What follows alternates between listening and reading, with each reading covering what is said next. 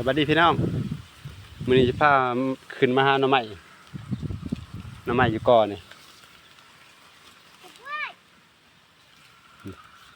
แหนงบางใหญ่มันพี่น้อง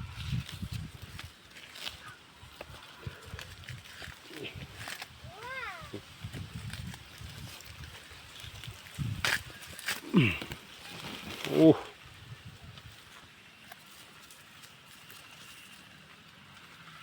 แหนงใหญ่ขนาดหน่อไม้เลย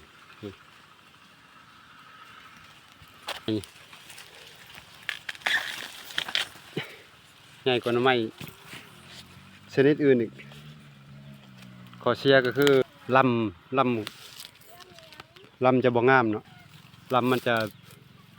คดงูๆเลยนี่พี่น้องแหนงมันหลังจากเก็บลงมาแล้วนี่ตัวนี้นอมันตัวนี้